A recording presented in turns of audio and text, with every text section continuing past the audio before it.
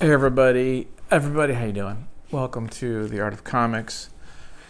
It's your host, me, Andres Salazar. We're going to talk some comics today, and I read this book. I've been wanting to read it for years. I've heard about it for years, and I finally got my hands on a copy of Black Hole. I got this at a swap meet of all places for $10.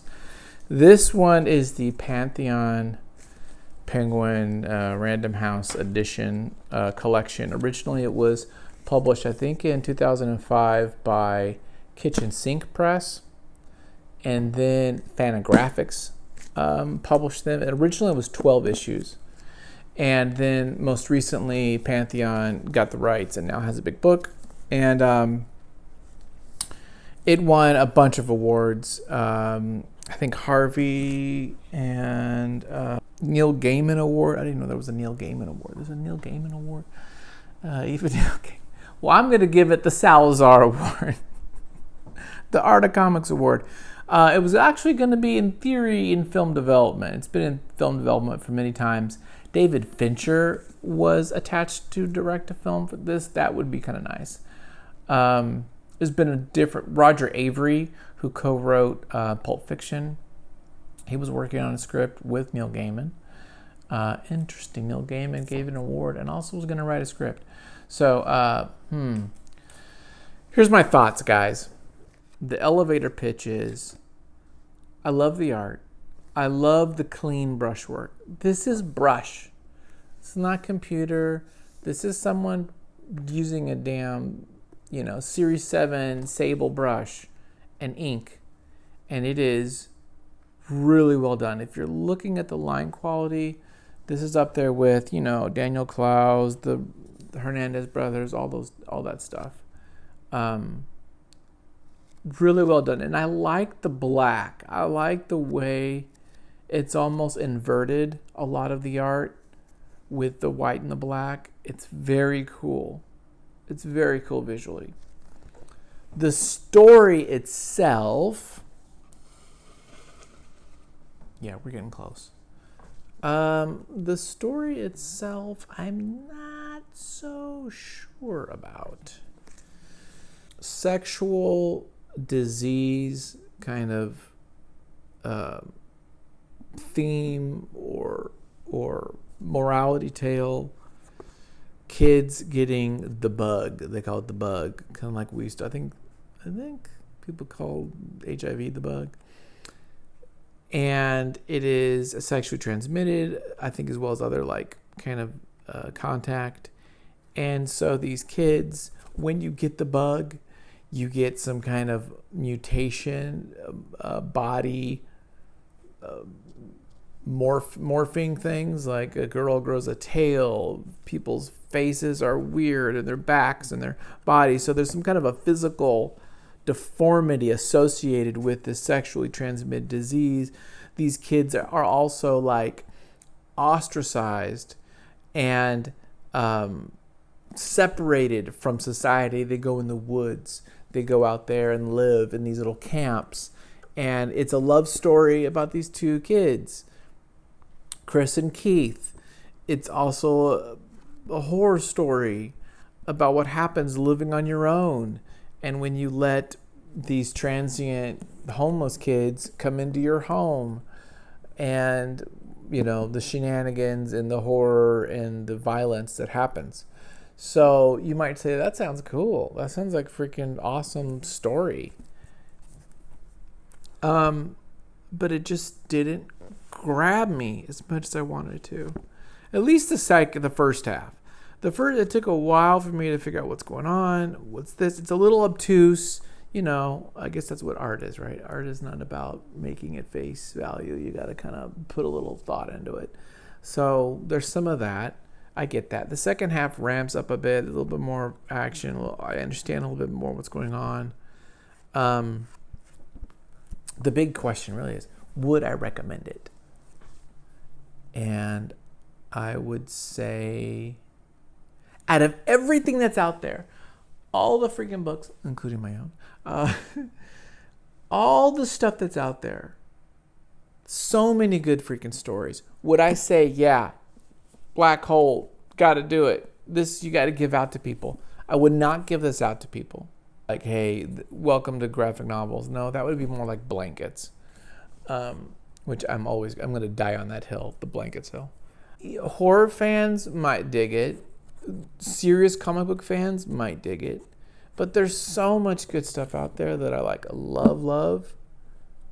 I wouldn't do it. I mean, just thinking like Paying for It, right? By Chester Brown. I mean, that is like so good. It's a totally different book. Anyway, okay, let's flip the camera over. That's my like immediate thought. Let's flip it over and let me show you some of the artwork because it's really freaking good. Are you ready?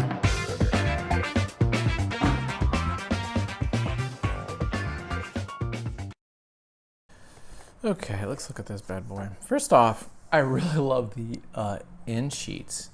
These are really cool. I love the, I cut myself with my knife, so you're going to see a little bit of a fancy, I like cherries. I love these profiles. These are really cool. And I'm like, man, the art is so good.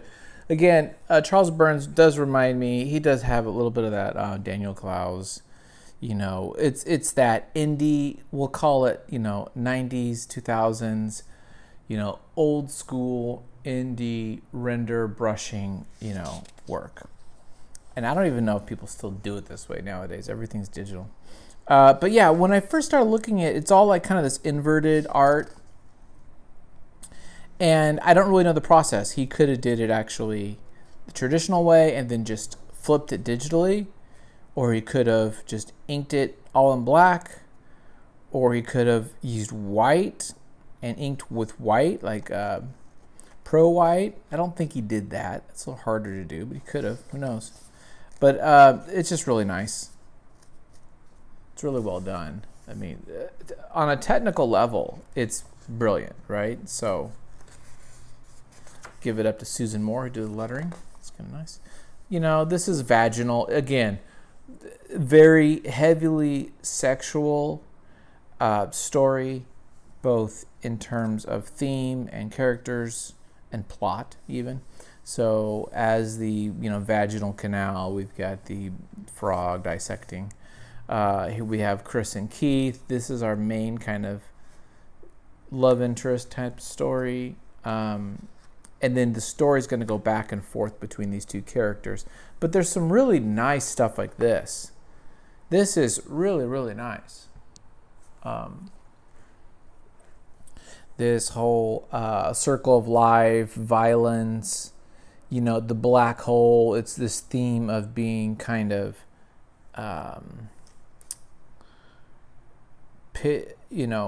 falling into this world. And he passes out in school. Anyway, the art is really well done. These are great panels here.